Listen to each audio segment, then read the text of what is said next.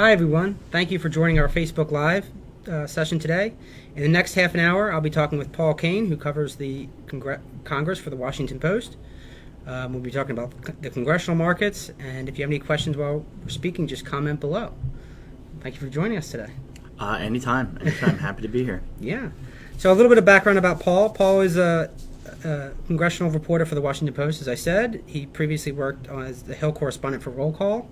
Contributed to the state news service, and started your career as the editor of China Daily. In 2004, he was awarded the Everett McKinley Dickerson Award from National Press Foundation for distinguished coverage of Congress.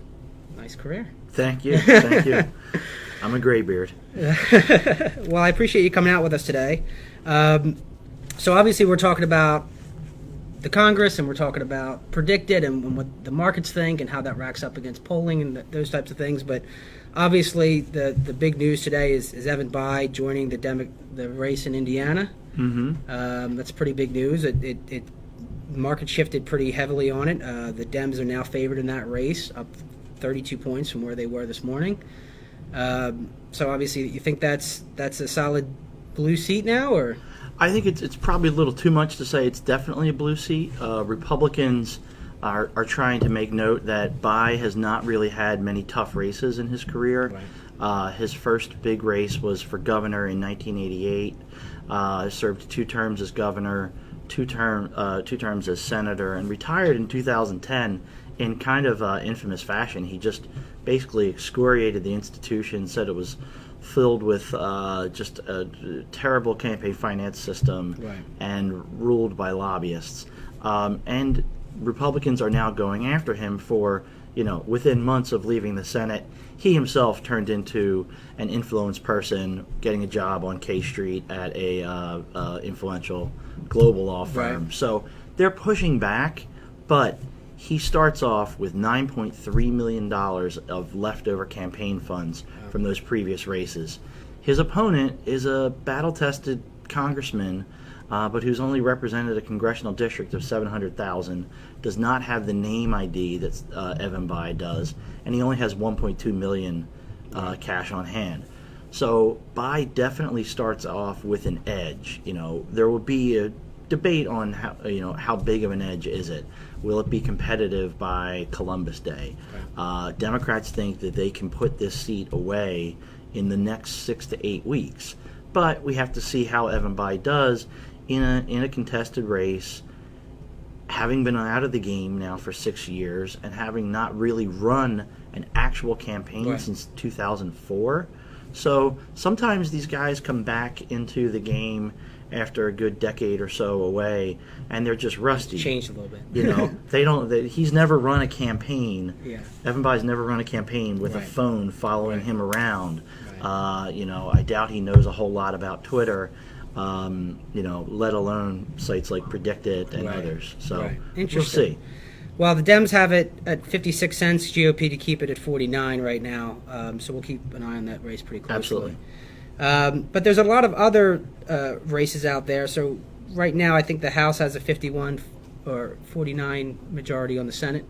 Or I'm sorry, the Senate side. The Senate majority right now is actually, it's a 54-46 Gotcha. Republican majority.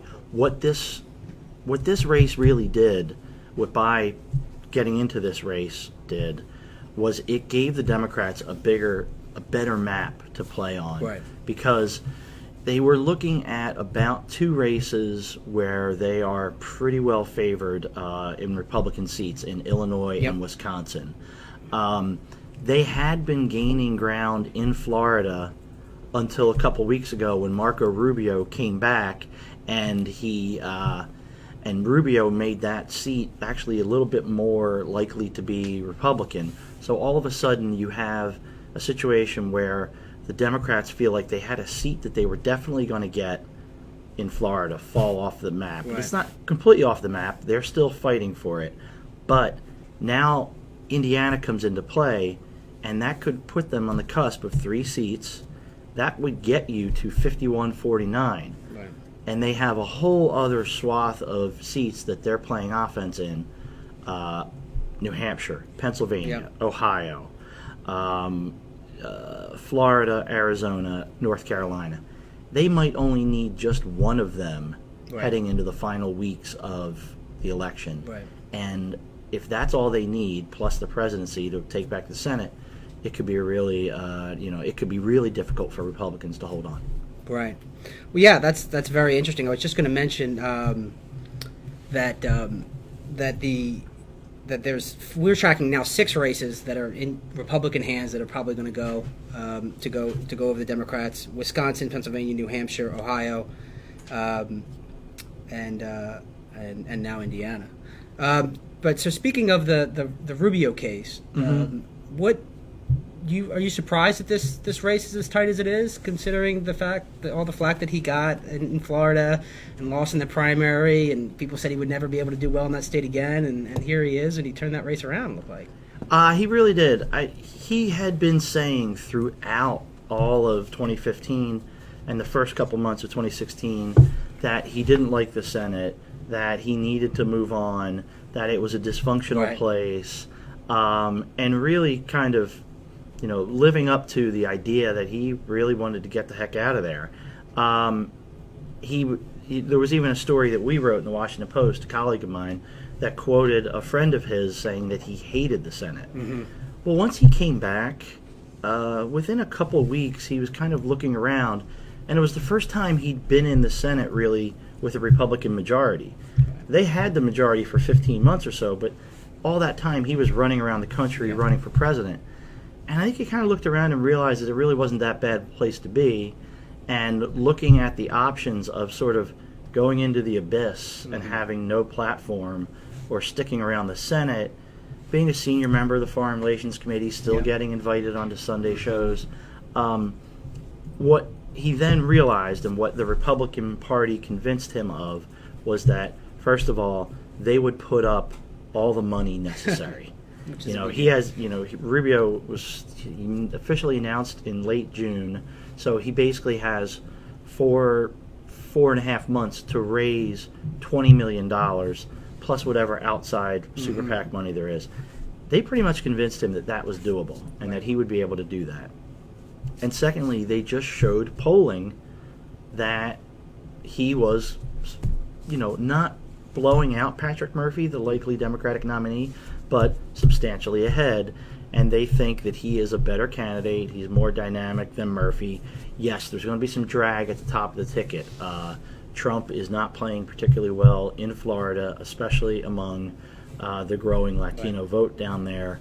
But Rubio, if anybody can run sort of as an anti-Trump Republican, it should be Marco Rubio, given how much Trump targeted him in their primary.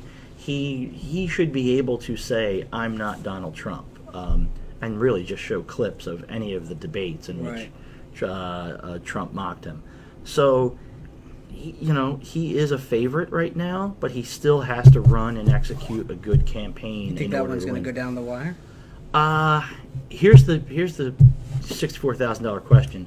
Patrick Murphy is the choice of the Democratic Party, but he still has to get through a primary. And he's running against Alan Grayson, who is a very liberal, very progressive, his Democratic critics would say very unstable candidate. But that primary isn't salted away yet. Right.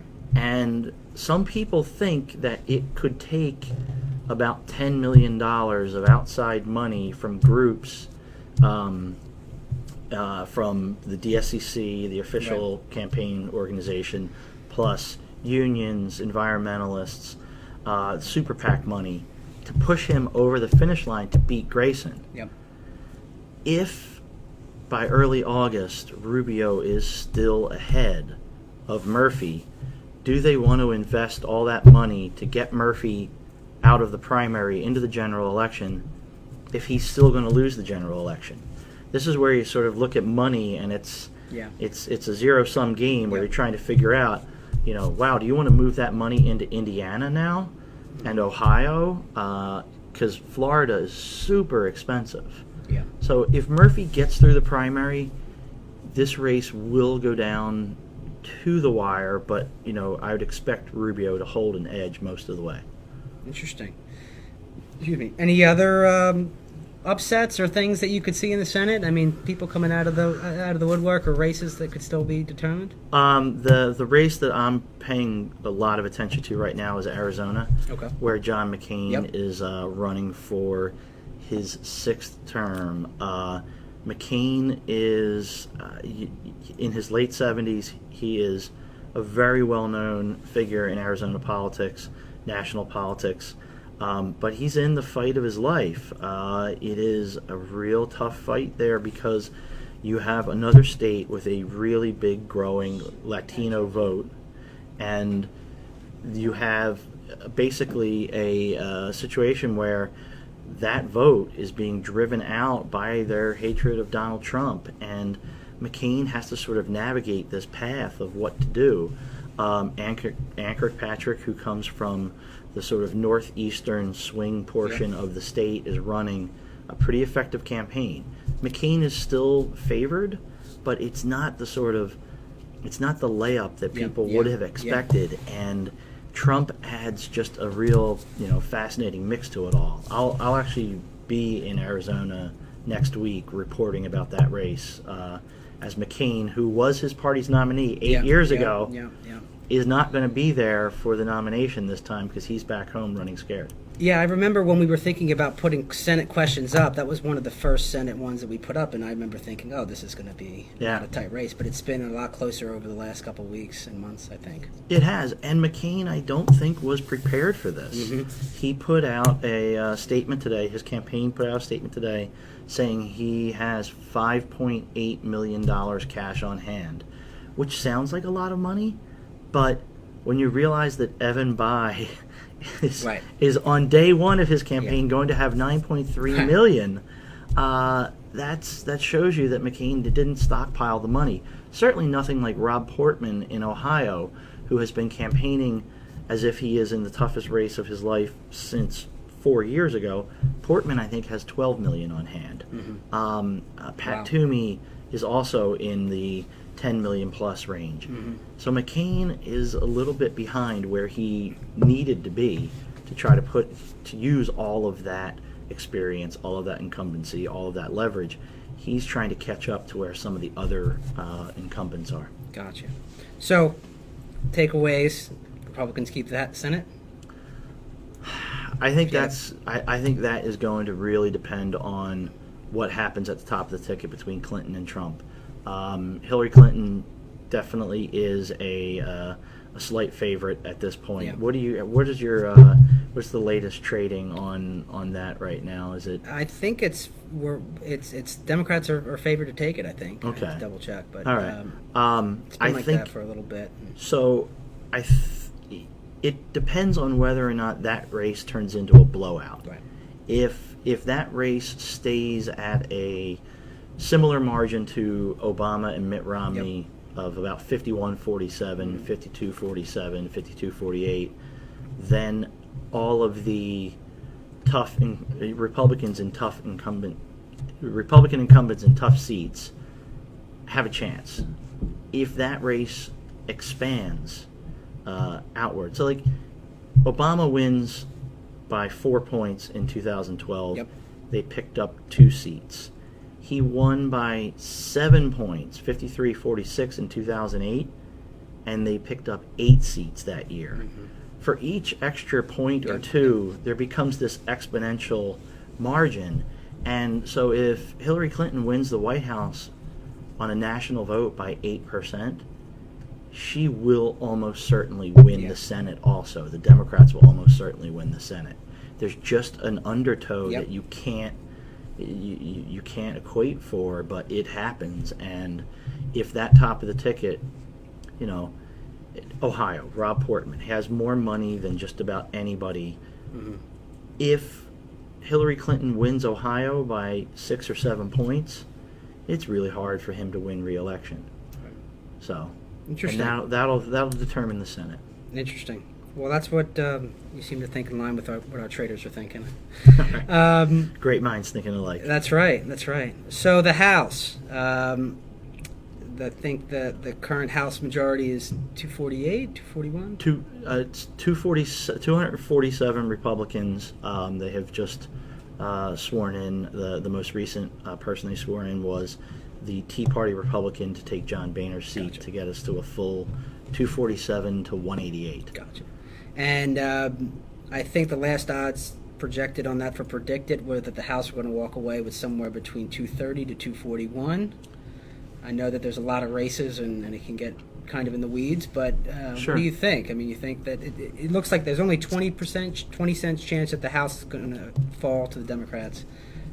You think it's greater than that, or? Well, this is one of those sort of it's like a value buy. You know, if you're sitting at in terms of what I do, I just have to think about this as a reporting analyst and think, it's probably going to stay Republican. The odds are that the House majority has not flipped in a presidential cycle since 1952. Wow. It's a really strange quirk of national politics. I don't fully understand it, but it just the changes in the majority in the House since 1952 have always occurred during midterms. Right. So you start with that historical trend line. Redistricting has put so much territory where the seat that used to be sort of a 50-50 seat or a 52-48 seat for Republicans is now like a 54-46 seat for Republicans. So there just aren't as many targets. That said, if you get to the sort of wave that I was talking about with, Hillary winning by 8 points, now you're just going to see some catastrophic Things are effect. changing. And if you're a trader sitting out there watching this on PredictIt on Facebook, it might be a pretty good value buy right now to just take a shot at it, because we might not know it until Columbus Day, but by Columbus Day you might really see the whole wave building, and it could get there. Going back to 2012, in that sort of 51-47, 52-47 national election, that ended with 234 House Republicans, 201 Democrats. So, and that was with Romney at the top of the ticket. So what happens if this turns into like a 53-44 presidential year? You could just start seeing a whole bunch of races peel off.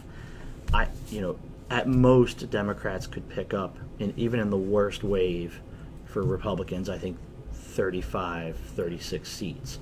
And that would include people who I don't even know who are running for Congress right now winning. But Interesting. Well, that's very interesting. I think that's probably in line with what the traders think. One of the questions that we don't have on PredictIt, but we're thinking about is the new leadership in the House. Is Paul Ryan going to be around next year, even if the Republicans keep it? If the Republicans hold the majority, it'll be really interesting, because those seats that they might lose are all sort of the moderate centrist Republicans who are the easiest reliable votes for Paul Ryan. If they go from 247 down to 225, it gets really dicey. He would be his colleagues would push for him to stick around. They would not want him to leave. And he seems to have pretty good approval rating, right? Yes, his approval rating is fine. He's popular within his caucus. There's always a group of anywhere from 10 to 15 House Republicans who are really agitated. When John Boehner was Speaker, that number was more like 25 to 30. And, the vote for Speaker on January 3rd will require 218 people voting for him, and they all have to come from the Republican side. So he might have to do some wheeling dealing with some of the conservative House Freedom Caucus guys, make some concessions just to stay on as Speaker. What's really interesting is in a scenario where, they lost the majority by a few seats, would he feel compelled to resign, or would it be so obvious that it was, the top of the ticket's fault that everyone would say, "Stay on, Paul, stay on," and in that regard, it might even be an easier job for him as minority leader, where you bear no responsibility for any of the legislation, and you can sort of stick around as that loyal opposition, and then really plot himself for 2020 and try and run against Clinton. Yeah, that's what I think everybody keeps thinking in the back of their head, that if Ryan loses, that he could do a run against Clinton in the future. Yeah, absolutely. There are a few others in Congress. Rubio is definitely considering 2020. Ted Cruz would almost certainly run again in 2020. And then you start to look at the real newcomers around here. Tom Cotton, Ben Sass, a few others that just got elected to the Senate in 2014 who are going to look at it. And there's probably a new generation of governors that want to be national players in 2020. What about some of these other races that are just big name tickets? Paul Ryan, any chance he could lose his seat? Debbie Wasserman Schultz, anything like that? Oh, so in their primaries? So Ryan has an early August primary that he is, all signs point to him taking it seriously without trying to panic. Every week, today we just got our sort of weekly email of media appearances that Paul Ryan is doing. Yes, he's doing a big 1-hour nationally televised CNN event tomorrow night. But today he's doing 2 or 3 interviews with his local TV in Milwaukee, local radio. He's done this he does about 4 a week with his local people, and it is, it's because he's the Janesville, Wisconsin guy. He's Mr. Midwesterner, but I think he also knows that he needs to stay in touch. Look, if that race gets close, he will have an overwhelming amount of money to use to his edge. Wasserman Schultz she's seemingly more vulnerable because she doesn't just have her actual opponent, she has Bernie Sanders as her opponent. Sanders is still furious about how he feels that she didn't play it straight in the presidential primary. He's helping raise money for her opponent. Meanwhile, Barack Obama and Joe Biden are all in for DWS. Biden was supposed to actually go to South Florida for Wasserman Schultz, but it was the day before was the Orlando shootings where 49 people were killed. He had to cancel that event, but they are going to reschedule it. Obama and Biden are all in for her, and it's a district that, while it is heavily Democratic, liberal Democratic, it's actually very old. It is an older South Florida district, and Hillary Clinton's number in the district against Bernie was something like 70-30.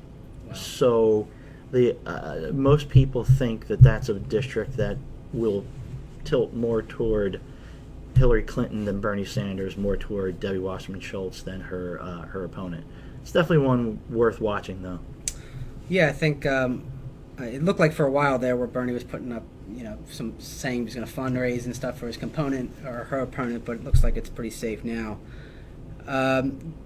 Is she any threat on she not being DNC chair going forward, or do you think? I think she's ready.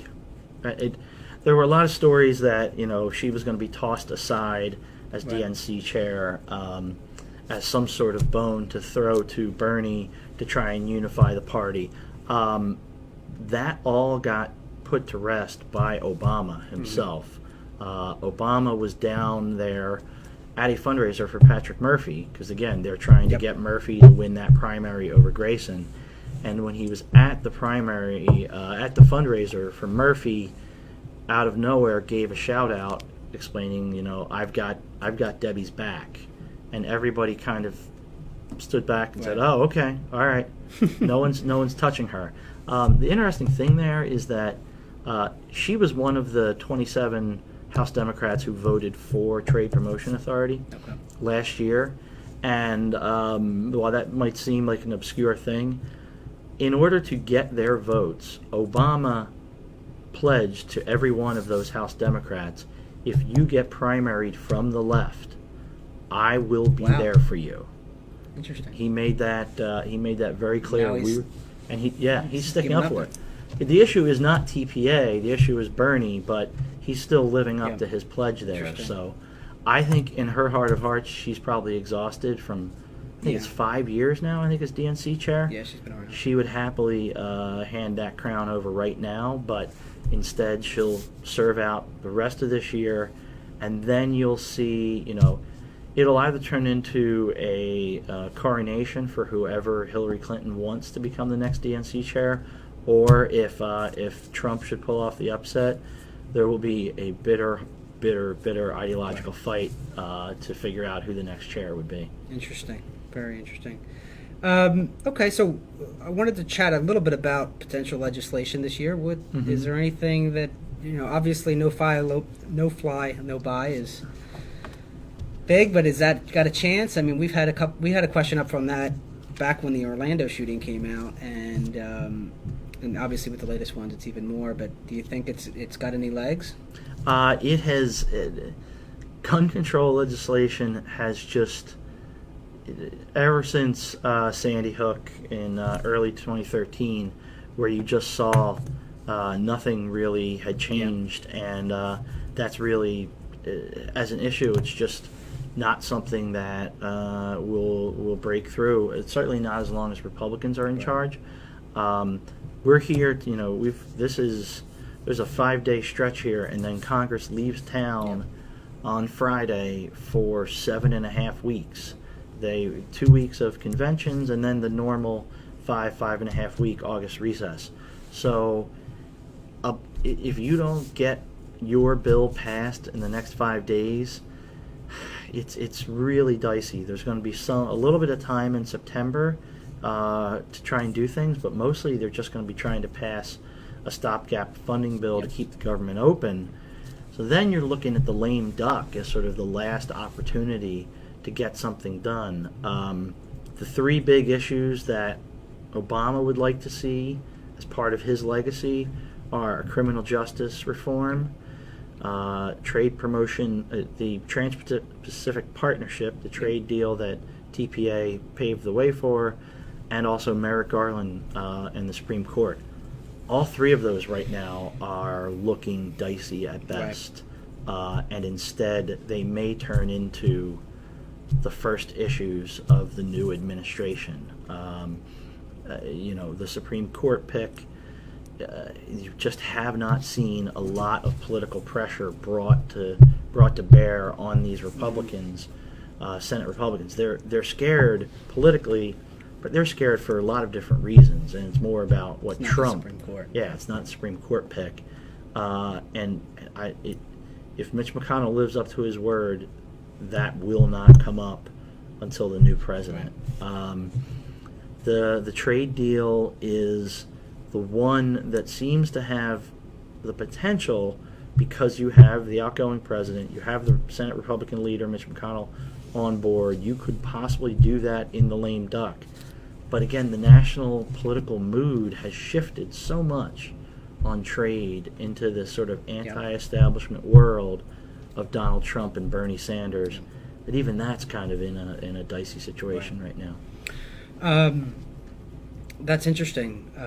What about, you mentioned the stopgap funding? Is there any threat of government shutdown, of not funding this year? Are we going to go through that again? No. That's an odd year. That's an odd year possibility. Right. Even the most hardened. No one would do that during an election. Even the most hardened Freedom Caucus Tea Party guys are saying right now, just pass a CR, the continuing resolution. Pass that until March. Right. Don't we'll kick it into the new administration. So there's no chance of a government shutdown. For whatever reason, those always tend to happen in the odd year when no one has to face the electorate. Gotcha. So. I did want to briefly mention some of the conventions. I know we're talking mostly about the House and the Senate today, but conventions are coming up next week. Anything that you're looking forward to? I mean, looks like we thought we were going to have fireworks on both sides for a while, but now it's looking like a normal convention. Yeah, I feel sorry for you guys. You could have had a field day next week if it really was an open floor fight for the nomination. But I think what the real dynamics are playing out in Cleveland right now, as the Rules Committee and Platform Committees are meeting to try to, iron out the paperwork of exactly, will they have a floor fight on various rules? Will it just get contained at the committee level, or does it go to the full convention floor? I think otherwise the thing to watch in Cleveland is just the speakers. Who does show up to speak? Paul Ryan will be there. He has to chair the convention as the Speaker of the House. That's part of the job description. He will give a 10-minute address or so. Is it really well received? And does that, not to always be looking about the presidential cycle, but does that help set him up for 2020? Yeah. Is that something, does he look like he has a national profile? What other people speak? What does Ted Cruz say during his speech? Does he merely position himself for 2020, or does he give a real full-throated endorsement of Donald Trump? On the Democratic side, I think it's a lot of the same thing. I think it's about seeing who positions themselves for them. This is an 8-year proposition because they think that Hillary Clinton will win and be running again in 2020. Right. But I think the vice presidential pick there is Yep. going to be very, very critical because it will sort of set in line who you're looking at for the succession of the Clintons. Is it a safe pick like Tim Kane, the senator from Virginia, or do they go for a entirely different route and go for history making with Secretary Castro, Secretary Perez, and really sort of try and lock in the Latino vote for a generation to come? Correct me if I'm wrong, but wasn't there a big drawback that I thought to Warren being a vice president was that it was a seat that would be now that Bai's in there and they have an extra seat to play with? Does that maybe make Warren a little bit more? It's bear with me. It's kind of complicated, but one of the real chances is that you wake up November 9th and it's a 50-50 Senate. Yeah. Where they pick up 4 seats. Let's say they win Illinois, Wisconsin, Indiana, we're now saying, and they win one more of those really close competitive races. The vice president then becomes the tie-breaking vote unless you have chosen as your vice president Elizabeth Warren or Sherrod Brown is another name who's in play there, because then they will be replaced by a Republican. And in Warren's case, she could resign the day after the election, and then you have a 5-month gap between her replacement and the election to fully replace her. With Brown, it's 2 years. It's a 2-year appointment. So even in the case of Elizabeth Warren, if they end up at a 50-50 Senate and have to give back her seat for 5 months, that means the first 75 to 100 days of a Clinton administration would have a Republican Senate. Yeah. And that's really dicey, because how do you confirm your cabinet? Mm-hmm. How do you get started on confirming a Supreme Court justice? Oh. As you've got Republican chairmen of all the committees who might be able to vote them down. And in Sherrod Brown's case, it would be a full 2-year appointment until the special election to succeed him. So it's dicey. If they're going to double down on history with Warren as having 2 females on the ticket, they better make sure they go out and win about 6 or 7 Senate seats to create a buffer so it doesn't matter. I got you. I did want to just mention about possible legislation next year. I mean, assuming that Hillary Clinton wins, what's going to be top on her list to get done, do you think? Or realistically, I guess. I mean, that's... Yeah. I mean, there's 3 or 4 things that she will definitely want to do, and the big issue is going to be prioritizing, which becomes the first thing out of the gate. You know, their immigration. Mm-hmm. Immigration is huge. If she does win, it will almost certainly be because of a huge margin among Latino voters. Yep. They will feel that they put her over the edge, you know, and that they will want that to be the first priority because Latino voters were upset in 2009 and 10 as Obama went with health care, Wall Street reform, and a few other things, and immigration reform got left behind until the second term. By then it was too late. But now you've seen a lot of emphasis on gun control. Yeah. You know, would she come right out of the gate and try and do that? I'm not sure. And then, you know, that's kind of goes to what's left over, what doesn't get done this time.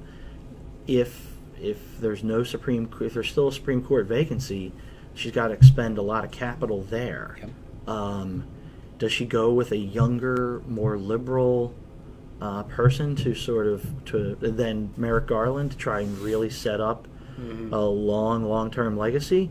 Or does she look at Garland as somebody who could probably have a quick, easy confirmation, reserve some of that political capital for a fight on immigration or gun control? Gotcha.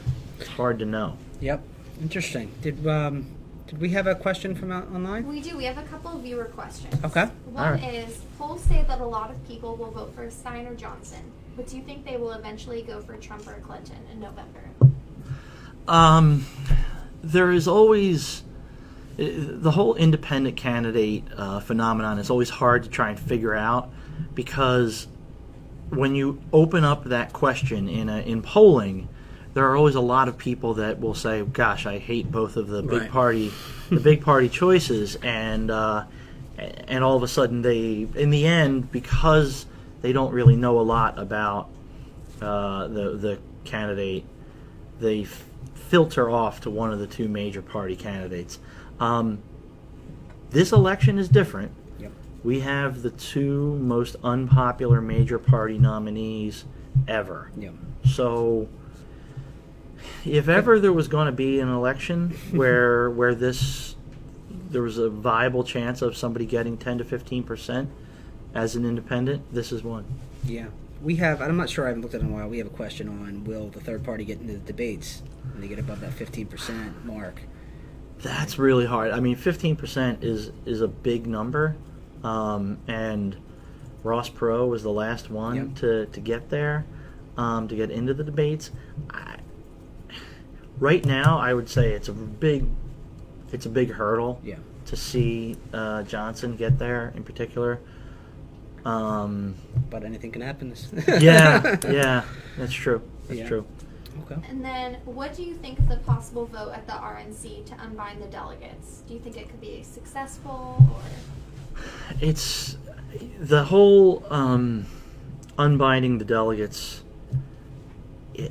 I just think right now most Republicans, they have settled. Most Republican leaders seem to have settled around the idea that, look, this is our nominee. Yeah. You know. It seems like the last gas stop for the Never Trump.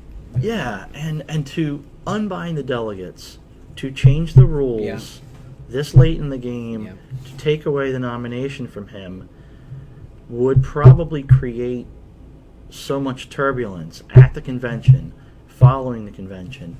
You know, it might prompt Trump to sort of run around and say, you know, write in Trump. Right. And it would create more headaches than his own candidacy. It would be great for PredictIt, but unfortunately. Oh, yes. Hey, it would be great for political journalism. And our websites, yes. It would be great. But create a lot of buzz. Okay. Well, I appreciate you stopping by today. Hey, no problem. I think that's it, right? Mm-hmm. Okay. Well, thank you, everybody, for watching us online. And we appreciate you staying interested in PredictIt and being interested in what Paul has to say today. Thank you very much. All right. Thanks, Appreciate guys. it. Have a good day.